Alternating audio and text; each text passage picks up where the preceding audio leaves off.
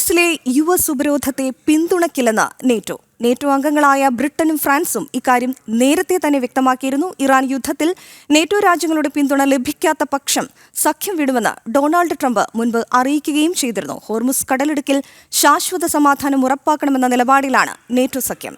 ഈ വാർത്തയുടെ വിവരങ്ങളുമായി ഐസൻ ജോസ് ചേരുന്നു. ഐസൻ, ഈ നേറ്റോ ഇതിൽ നിന്ന് പിന്മാറണമെന്ന് ആവശ്യപ്പെടുമ്പോൾ ഇക്കാര്യത്തിൽ ഒരു പുനരാലോചന നടത്താൻ ട്രംപ് തയ്യാറാകുമെന്ന് നമുക്ക് പ്രതീക്ഷിക്കാമോ? അതോടൊപ്പം തന്നെ ഈ US ഉപരോധം ഭാരതമടക്കമുള്ള രാജ്യങ്ങളെ ഏത് വിധത്തിലായിരിക്കും ബാധിക്കുക? ഐസൻ, ഭാരതം ഉൾപ്പെടെയുള്ള വിവിധ രാജ്യങ്ങളെ ഈ US ഉപരോധം പ്രതികൂലമായി ബാധിക്കില്ല എന്ന് തന്നെയാണ് മനസ്സിലാക്കാൻ സാധിക്കുന്നത്. ഇക്കാര്യത്തിൽ രണ്ട് രാജ്യങ്ങളും, അതായത് ഇറാനും അമേരിക്കയും ഒരു നിലപാട് സ്വീകരിച്ചിട്ടുള്ളത് ഭാരതത്തിന്റെ കപ്പലുകൾ കടന്നു പോകുമ്പോൾ ഫീസ് ഈടാക്കുകയോ അത്തരത്തിലുള്ള നീക്കങ്ങൾ നടത്തുകയോ വേണ്ടതില്ല, തടയേണ്ടതുമില്ല എന്ന ഒരു നിലപാടാണ് രണ്ട് രാജ്യങ്ങളുടെ ഭാഗത്തു നിന്നും ഉണ്ടായിരിക്കുന്നത് എന്നതാണ് ഏറ്റവും നിർണായകമായ ഒരു കാര്യം. അതുകൊണ്ട് തന്നെ ഈ ഉപരോധം സംബന്ധിച്ച് വലിയ പ്രശ്നങ്ങൾ ഭാരതത്തിന് ഉണ്ടാകാനുള്ള സാധ്യത നിലവിലില്ല. എങ്കിൽ കൂടി ഈ ഉപരോധം ഉണ്ടാകുമ്പോൾ ഉണ്ടാകുന്ന ചില സാങ്കേതിക പ്രശ്നങ്ങളുണ്ട്. കപ്പലുകൾ തുടർച്ചയായി എത്താത്ത സാഹചര്യം, അത്തരത്തിൽ കാത്തുകിടക്കേണ്ടി വരിക, അത്തരത്തിലുള്ള പ്രശ്നങ്ങൾ ഉണ്ടാകാനുള്ള സാധ്യത ഉണ്ടെങ്കിലും ഭാരതത്തെ നേരിട്ട് ഇത് പ്രതികൂലമായി ബാധിക്കുന്ന ഒരു സാഹചര്യമില്ല എന്ന് തന്നെയാണ് പ്രാഥമികമായി വിലയിരുത്തപ്പെടുന്നത്.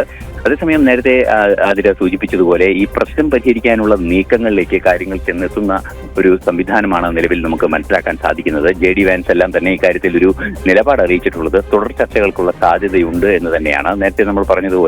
നേരത്തെ സൂചിപ്പിച്ചതുപോലെ ഈ വെടിനിർത്തൽ ധാരണ നടപ്പിൽ വന്ന ഒരു സാഹചര്യം നിലനിൽക്കുമ്പോൾ ആ വെടിനിർത്തൽ ധാരണ പിൻവലിക്കുന്ന ഒരു നീക്കം US ഭാഗത്തുനിന്ന് ഉണ്ടാകാതിരിക്കുകയും അതേസമയം കുറെ കൂടി സമ്മർദ്ദം ശക്തമാക്കുന്നതിന്റെ ഭാഗമായി ഹോർമുസിലെ ഇറാന്റെ നിയന്ത്രണത്തിലുള്ള അല്ലെങ്കിൽ ഇറാന്റെ ഭാഗമായ പോർട്ടുകളെ മാത്രം കൃത്യമായി ഉപരോധത്തിൽ കൊണ്ടുവരികയും മറ്റു കപ്പലുകളെ തടയേണ്ടതില്ല എന്ന കൃത്യമായ ഒരു നിലപാട് സ്വീകരിക്കുകയും ചെയ്തിരുന്നു. ഈ ഒരു സാഹചര്യത്തിലാണ് ഭാരതം ഉൾപ്പെടെയുള്ള രാജ്യങ്ങൾ, ഇത്തരത്തിലുള്ള പ്രശ്നങ്ങൾ, ഫ്രീ ട്രാൻസിറ്റ് ഉള്ള രാജ്യങ്ങൾ, മറ്റ് താല്പര്യങ്ങളില്ലാത്ത രാജ്യങ്ങൾ വളരെ കൃത്യമായി ഹോർമുസിലൂടെ കപ്പലുകൾക്ക് കടന്നു പോകാനുള്ള അനുമതി സ്വാഭാവികമായും നേടിയിട്ടുണ്ട്.